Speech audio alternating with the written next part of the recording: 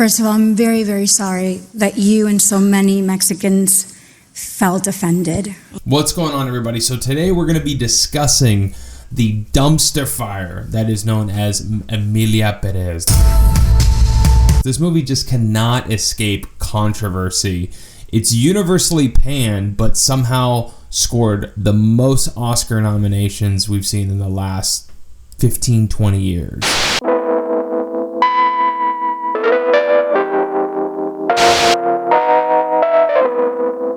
The one thing that this movie cannot escape is controversy. The latest one being Zoe Saldana's interview after her Oscar win. So let's go ahead and start there. This, the heart of this movie, but also about the topic who is really hurtful for us Mexicans.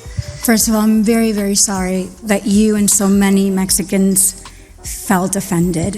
Anytime you start off with an apology with saying, hey, I'm sorry that you're offended by that, basically you're saying, I'm not sorry. If she truly feels that way, I kind of have to respect that.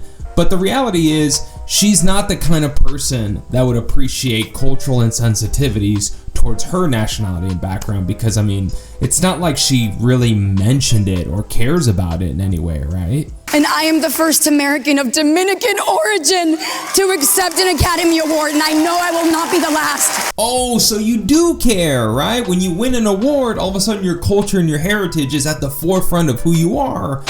Sorry to interrupt the video, but if you guys want to continue to support this channel and myself as a creator on this platform, do me a favor and get yourself a Make Latinx Latino Again shirt in the description below. Let's get back to the video.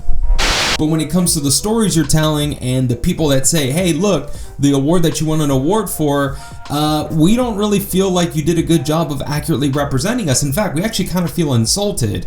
Then at that point, they just go, hey, the story's bigger than the location and the culture, right? And that's what I love about woke people, right? What culture and identity is everything when it suits them, and then when it no longer is to their advantage, they just abandon and say, hey, we're all just people. These are universal stories. That was never our intention. We spoke and we came from a place of love, and I will stand by that. I don't share your opinion. For me, the heart of this movie was not Mexico. We weren't making a film about a country. We were making a film about 4 women. Yes. And these women could have been Russian, could have been Dominican, could have been black from Detroit. Yes, but they happen to be Latin people set in Mexico. So you at least have to get the foundation correct, right? Now, the filmmaker who took on this film is a French director who does not speak Spanish. Le premier confinement a servi à quelque chose. So what that means is they need to get someone who does at least speak Spanish fluently on set to make sure that the characters are actually expressing themselves accurately to tell the writer's story. Pretty much filmmaking 101, but they don't do that. Hasta me duele la pinche vulva nada más de acordarme de ti. Never mind that Selena Gomez speaks Spanish like a drunk white girl on spring break in Cancun, but you have to keep in mind, this is an Academy Award nominated film, okay? This isn't something that was on Tubi and someone filmed it on their phone and uploaded to TikTok as a meme. You're talking about a film that was nominated for 13 Academy Awards. Pinche vulva nada más de acordarme de ti. If you're a native Spanish speaker and you hear that, you think this is obviously a comedy or some sort of joke. And by the way, legendary Mexican comedian Eugenio Derbez commented on this before the award season initiated, and he was dragged through the coals. Selena es indefendible. O sea, yo estaba ahí con gente que nos volteamos a ver cada vez que venía una escena, nos volteamos a ver como decir, wow, ¿qué es esto? Eugenio Derbez states that Selena Gomez's Spanish and her performance in this film was indefensible. I mean, and when you watch it, it's basically a meme happening in real time. Pinche vulva nada más de acordarme de ti.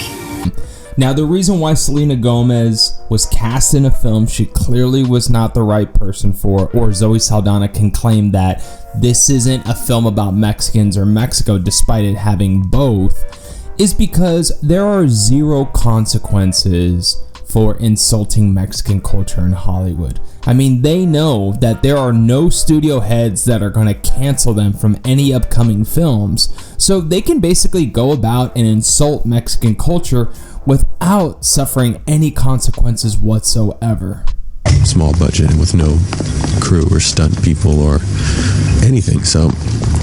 Now, that was a behind the scenes clip of Robert Rodriguez's El Mariachi, which at the time was actually the most profitable independent film in history. So naturally, when he produced that film, Hollywood came knocking on his door, throwing offers at him.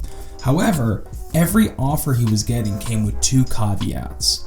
Remove a Mexican lead and make him an American, and remove the setting from Mexico to the United States.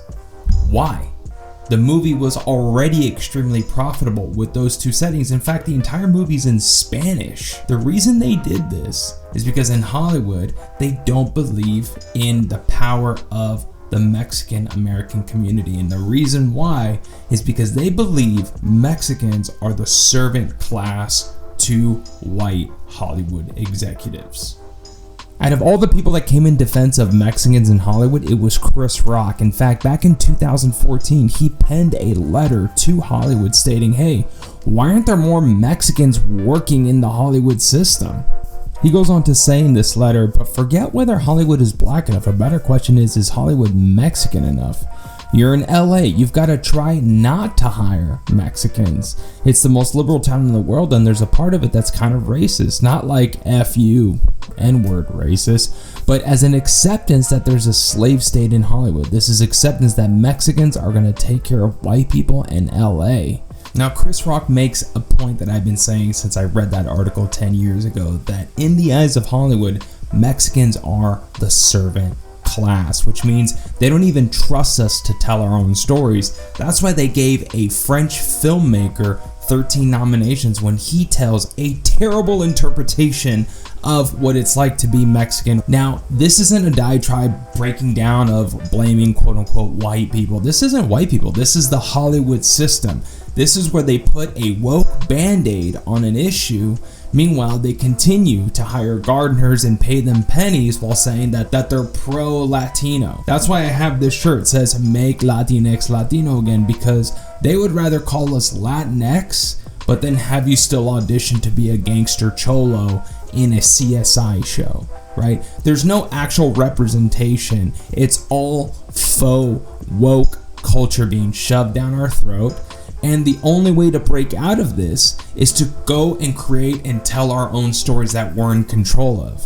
Which is why in 2023, I created my own show, which is basically a Latin version of Parks and Rec, where I talk about the New York migrant crisis, but in the style of The Office. ¿Cómo está mi Latinx hermano? No me toques, And if you want to go ahead and watch that series, go ahead and click on the video right here. I appreciate you guys watching this video. If you like it, go ahead and click and subscribe, and I'll see you in the next one.